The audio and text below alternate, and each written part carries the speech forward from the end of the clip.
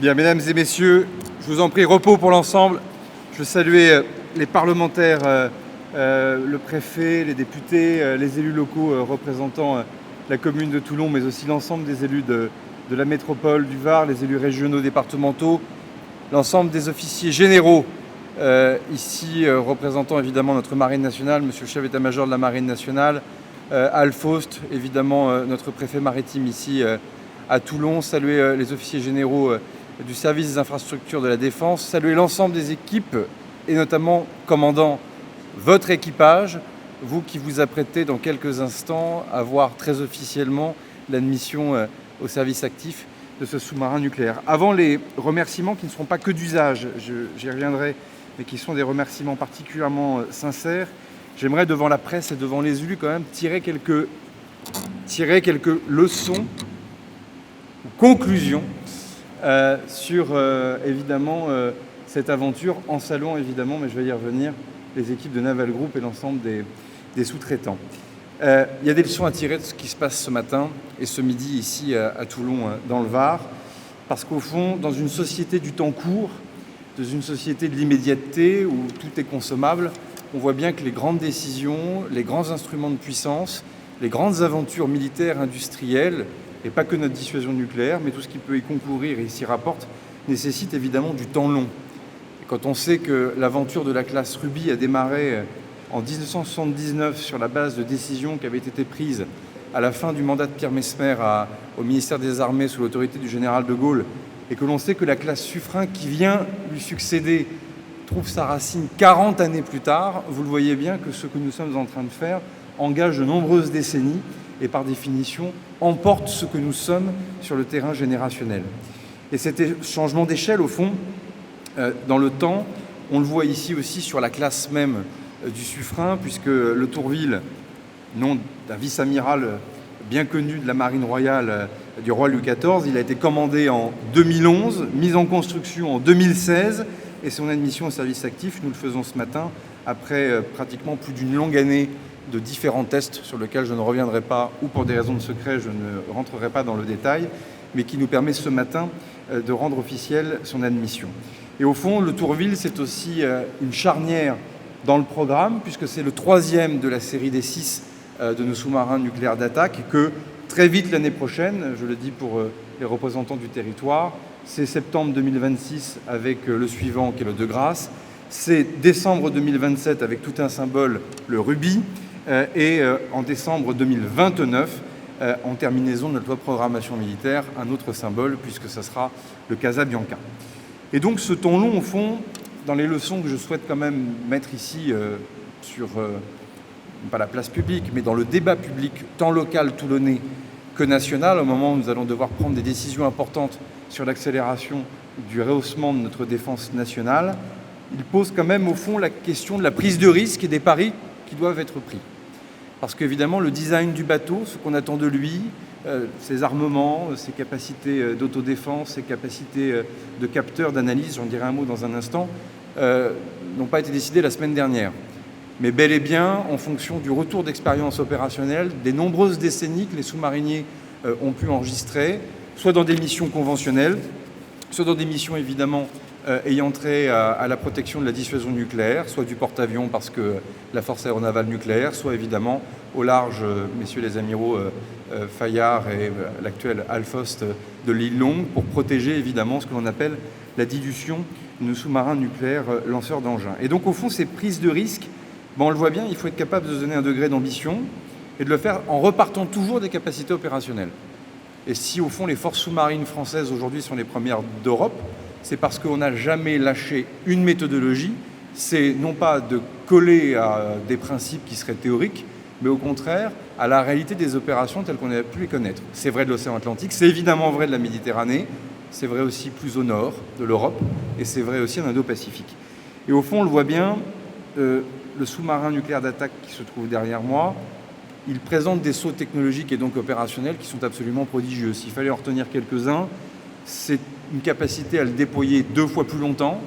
Et sur le terrain opérationnel, quand on a 6 SNA, ça veut dire quelque chose de tout à fait dimensionnant.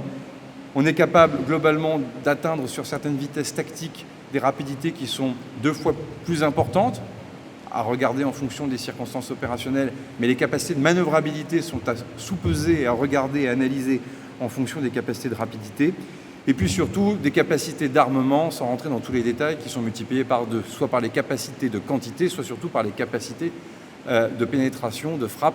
et donc d'intensité, de létalité, la capacité, pardon, de cette trivialité, à shooter, pour, comme le dit le chef d'état-major de la Marine, pour ce sous-marin nucléaire d'attaque. Sans oublier évidemment la mère des batailles sur les sous-marins, qu'ils soient lanceurs d'engins ou qu'ils soient d'attaque, c'est bien sûr la question de la discrétion acoustique, la capacité, bien sûr, à ne pas tomber dans les lignes d'attaque ou de défense des adversaires. Et vous le voyez, au fond, pourquoi je vous parlais de pari et de prise de risque? Parce que lorsque ces décisions ont été prises, d'aucuns disaient à l'époque que c'était parfois excessivement superflu, que ça coûtait trop cher et que ça serait inutile. Alors évidemment, ceux-là, en général, se font discrets 15 ou 20 ans plus tard et on a du mal à retrouver la signature de leurs propos. Enfin, on découvre en cette année 2025 et singulièrement depuis le 2022 qu'un certain nombre de compétiteurs sur la trame sous-marin ne nous ont pas attendus. Et s'il faut reconnaître que la Fédération de Russie n'a pas toujours brillé par l'efficacité de sa marine et ses bateaux de surface, l'honnêteté commande à dire que sa sous-marinade, elle, est dépositaire d'un savoir-faire qui vient de la guerre froide. Et qu'aujourd'hui, où la haute intensité en mer, avec des capacités d'élongation qui sont de plus en plus fortes, sont intactes non seulement pour la Fédération de Russie, mais potentiellement pour d'autres compétiteurs, actuels ou à naître, eh bien, il est heureux que nos grands anciens aient quand même tenu un niveau d'ambition important. Ce sous-marin nucléaire d'attaque, il permet aujourd'hui de faire des frappes dans la grande profondeur. Donc on est au-dessus du tactique, on est en dessous du stratégique, on est dans l'épaulement évidemment de la dissuasion nucléaire, mais on est aussi dans des combats de haute intensité potentiellement conventionnels, dans une dimension en plus qui est interarmée.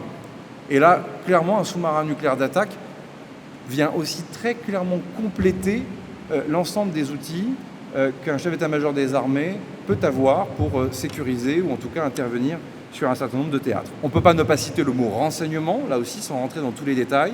La souveraineté, c'est notre capacité aussi à comprendre ce qui se passe sans être dépendant des autres. Or pour ça, il n'y a pas de renseignement sans capteurs humains, capteurs technologiques, capteurs spatiaux, mais aussi capteurs maritimes. Et le sous-marin nucléaire d'attaque, il est par l'excellence même une capacité de compréhension. Ce sont des yeux et des oreilles, non seulement pour les chefs militaires, mais aussi pour les politiques, dans la capacité à comprendre. Et puis bien sûr,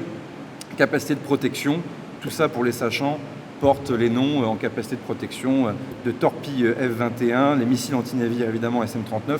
le MDCN, quand je parlais de frappe dans la grande profondeur. Sans être trop bavard là aussi, citer, amiral, l'interaction avec nos FUSCO, nos forces spéciales de la Marine nationale, qui sont d'ailleurs positionnés pour un certain nombre de commandos non loin d'ici, et qui rappellent aussi à quel point la capacité de projeter des forces spéciales dans des environnements contestés va être de nouveau un très grand sujet. Forces spéciales qui globalement ont été très employées, sans rentrer dans tous les détails, une fois de plus encore, à faire de la lutte antiterroriste depuis pratiquement plus de 20 ans et dont on voit bien que désormais, elles pourraient connaître des contrats opérationnels qui sentent bon la guerre froide. En tout cas, heureusement que nous n'avons pas attendu, justement, et que nous avons su trouver les financements depuis 2017 pour arriver à faire en sorte que cette trame, cette classe Suffren arrive à l'heure, au moment où le Pentagone, sous l'autorité du nouveau président américain, se pose la question de débrancher un certain nombre de moyens maritimes de notre continent européen pour les basculer sur l'Indo-Pacifique. Il n'y a pas besoin d'être très très fort et d'avoir fait globalement de grandes études de géopolitique pour comprendre que la zone économique exclusive française ne changera pas, que nos eaux territoriales ne changeront pas, que la réalité continentale européenne ne changera pas, et que donc s'il y a moins de sous-marins ou moins de bateaux américains pour défendre l'Europe, il faudra bien que des pays donc décident de mettre plus de bateaux et plus de sous-marins pour défendre notre continent européen. J'aimerais dire un mot, mesdames et messieurs, sur les capacités industrielles. Il y a beaucoup de représentants ici de Naval Group avec des sous-traitants. Je le dis parce que ce n'est pas un sport de masse que d'être capable de construire un sous-marin. C'est une conquête qui s'est faite en plus en solitaire pour nous Français. Ne jamais oublier les nombreux échecs des années 60 dans lesquels il y a eu énormément de persévérance pour y arriver coûte que coûte, parce qu'il en allait justement de notre autonomie stratégique et notre capacité à avoir notre propre force de frappe.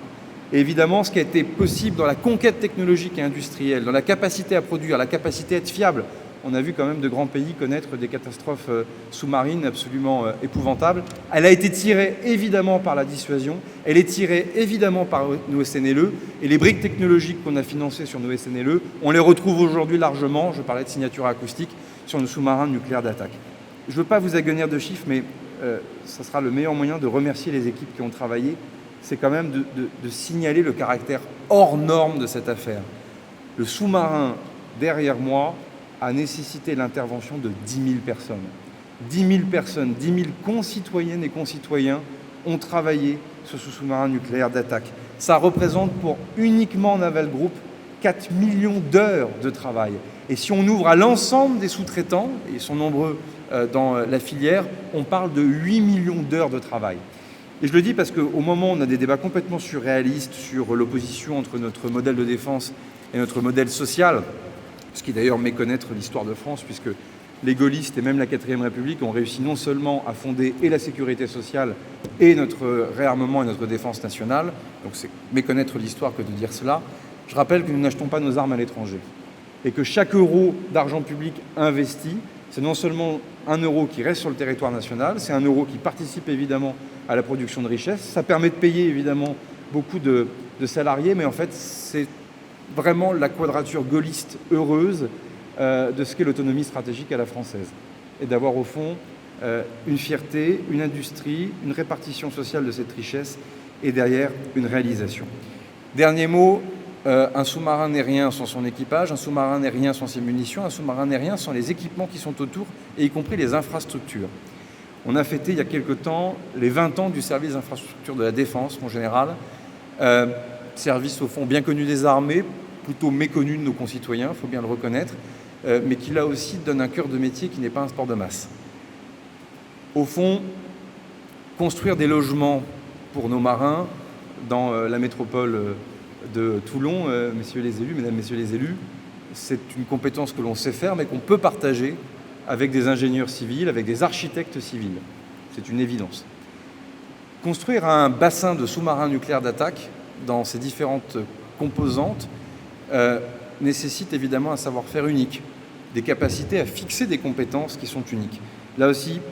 je ne veux pas vous agonir de chiffres, mais pour bien comprendre ce qui a été un des plus grands chantiers hors normes du ministère des Armées de ces globalement 5-6 dernières années, avec des vitesses d'exécution en plus et de réalisation qui ont été absolument remarquables. On parle de 29 000 mètres cubes de béton,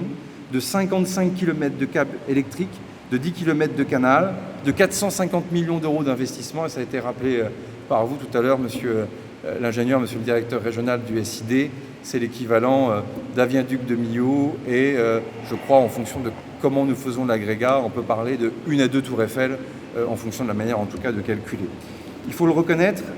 ça aussi, c'est la capacité à faire en sorte que nos armes soient disponibles. Un beau sous-marin avec un bel équipage, dans un scénario dans lequel les infrastructures ne suivent pas, je vais crier au sabotage, évidemment c'est quelque chose qui